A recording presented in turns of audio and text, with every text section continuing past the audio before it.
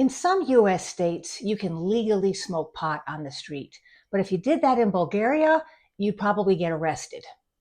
On the flip side of that, you can walk down any street in Bulgaria with an open can of beer and nobody thinks anything of it. That's perfectly normal. If you did that in the United States, that's an open container violation and you're looking at some sort of a fine.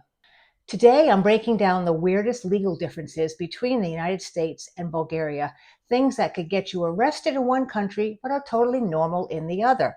We're talking about things like drugs, alcohol, sex work, abortion laws, face coverings, and yes, street beer. Hi, my name is Maureen, and in 2024, I moved to Bulgaria with my husband Jeremy and our two tuxedo cats, Damon and Pythias, and I make videos for expats and wannabe expats so that you can make your own informed decision. Let's start with the pot. If you get caught smoking weed in Bulgaria, you are getting arrested, period. There's no warnings, there's no second chances.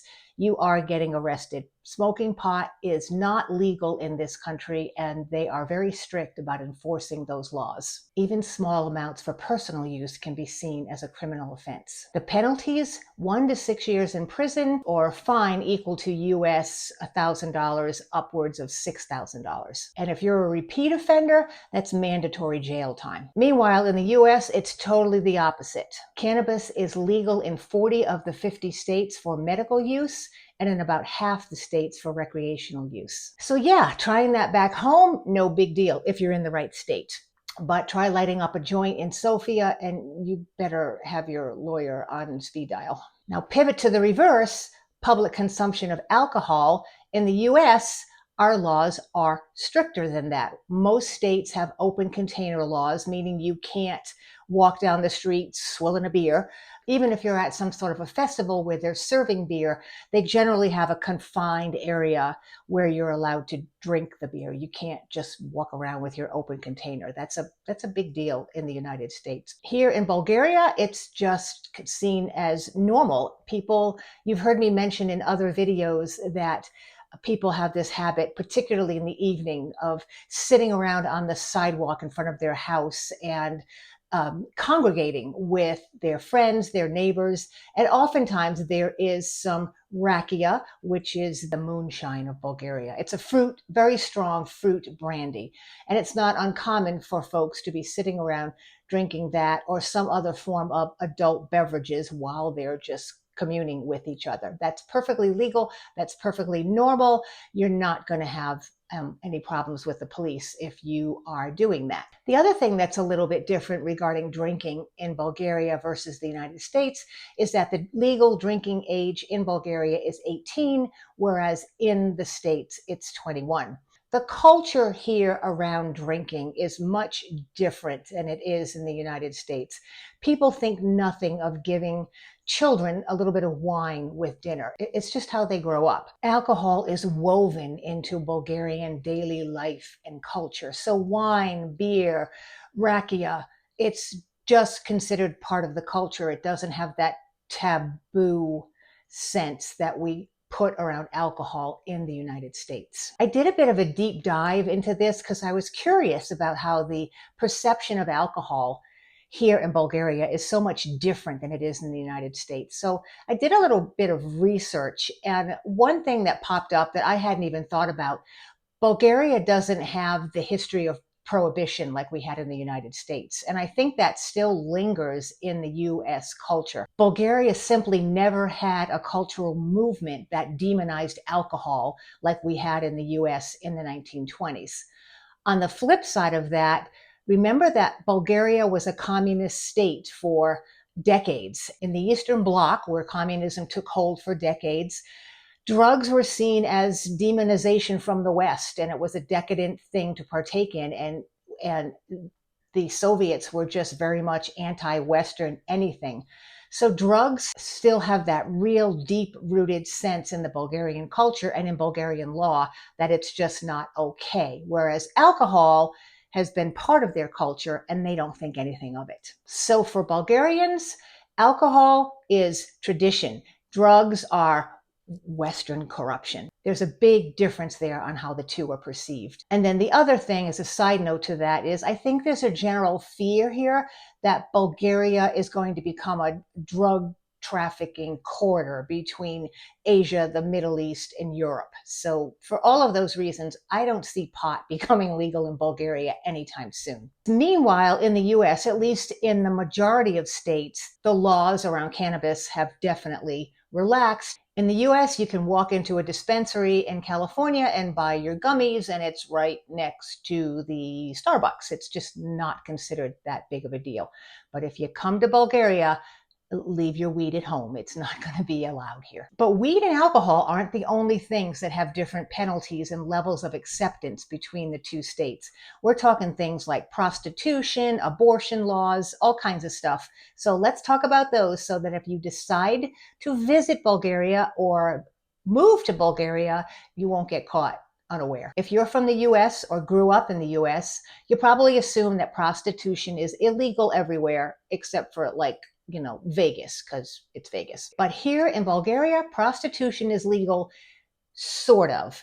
It's not organized like it is in Germany or the Netherlands, and it is illegal to operate a group structure. Like you can't have a pimp here, you can't have a brothel here, but just the individual prostitute that wants to earn money by being a sex worker, that is purely okay in this country. Meanwhile, in the US, prostitution is illegal pretty much everywhere except for those few counties in Nevada. So even where weed is legal, prostitution is not. Likewise, the law on abortion is different depending on where you live in the United States. In Bulgaria, abortion is legal up through the 12th week, and I believe it's even legal beyond that if you have some sort of a doctor's note.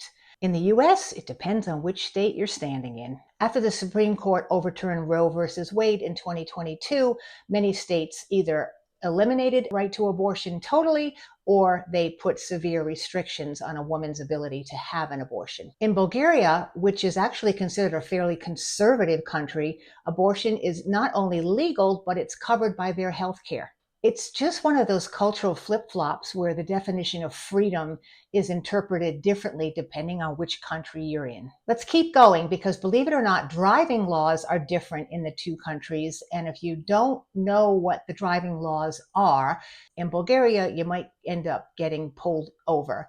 Which reminds me, a little side story, Jeremy got his first out of the United States traffic ticket the other day for he came out of a gas station. We had rented a car and he pulled out of the gas station, and apparently there was a no left turn sign there, and he says he didn't see it. We're going to give him the benefit of the doubt, but he took a left turn, and that's where the cop was hiding and pulled him over. And that's one of my biggest worries, is getting stopped by a cop in Bulgaria and they don't speak English and you're trying to explain to them what the heck you're doing in their country. But fortunately, this was in Bansko, where a lot of folks do speak some minimal English, and this cop was no exception, and he told Jeremy what he had done. And Jeremy fortunately had all the correct paperwork on him: his Colorado driver's license, his international driver's license, his passport, and the rental car company gives you a packet of information that you have to keep with the car all the time. And the cop was really happy that he had all that. Not happy enough to not give Jeremy a ticket. He gave it to him anyway. And then we learned all about the process of how to pay a traffic ticket in Bulgaria, which turns out to be pretty simple. You go to the police station, you bring the piece of paper, and if you pay it within 7 days, you get a drastic discount. So the end financial hit for getting this ticket was less than $10, but it was enough to keep Jeremy on his toes a little bit more when he's driving in this country. One thing that's different in Bulgaria is you have to drive with your headlights on all the time, 365 days a year.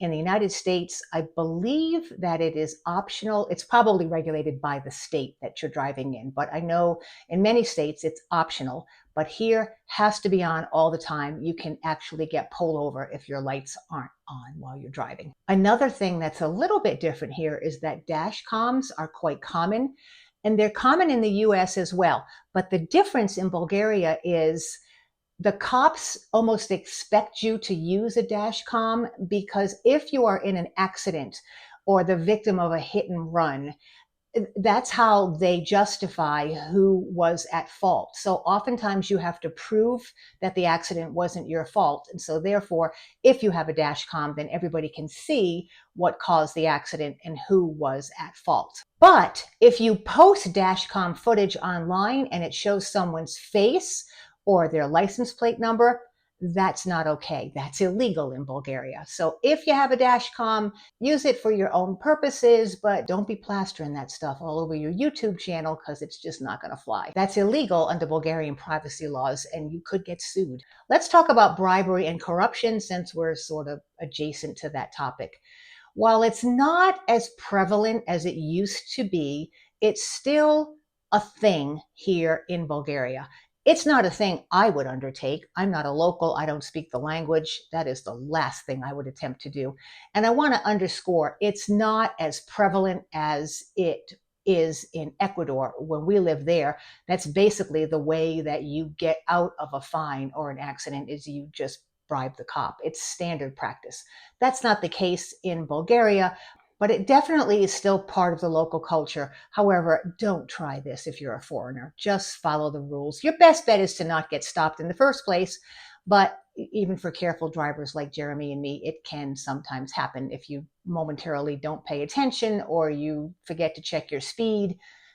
There's going to be an issue. So the bottom line is, yes, it's still part of the stereotype here, but don't try it if you're a foreigner. The other thing about driving is their drinking and driving laws. Bulgaria is super strict about drunk driving. Don't even do it here. The legal limit is 0.05%. And in almost all states, it's 0.08%. And I remember not that long ago, it was actually 0.1%. They reduced it to 0.08 a few years back. But in Bulgaria, it's 0.05%. That is for the average person driving down the street. If you are a commercial driver, it is 0%. You are not allowed to drink if you're driving a taxi or a commercial vehicle of any kind. And 0.05% is not a lot of alcohol in your system. So the rule of thumb here is if you're going out and you're driving, don't drink it all. It's just not worth it. And I find that interesting given the fact that they are so lax about their drinking laws. The bottom line is you can be drunk off your butt on the street if you're just walking down the street and you're not causing any kind of public disturbance, but you cannot get behind the wheel of a car if you've been drinking in Bulgaria. Let's talk about some more obscure laws that you might not think about. Defamation of someone's character is actually a criminal offense in this country and in Bulgaria. And interestingly enough, it also was in Ecuador. So as a foreigner, I have learned not to leave negative Google reviews of any businesses. You can tell them what your experience was. You can say something like, I tried to return something and they wouldn't allow me to do it. That's just a fact. But you can't say on a Google public review, I tried to return something and the storekeeper was belligerent and obnoxious. You can't go there. So basically to insult someone publicly in Bulgaria is a criminal offense. In the United States, we have a lot fewer restrictions on our ability to state our opinion about somebody who provided us with a product or service. Now, you still can't defame somebody's good name, and you can't hurl insults at people that are unjustified. You can't make up things that cast aspersions on someone's character. But you can write a Google review that is a 1-star, and you can let it rip about your experience and what you felt about it. But in Bulgaria, you have to walk that line a lot tighter. And I found out that the penal code that governs that is Article 148 in Bulgaria. So if you're at a cocktail party and you want some useless trivia, it's Article 148 of the Bulgarian Penal Code that prohibits you from publicly insulting people. Mostly it refers to on an online platform.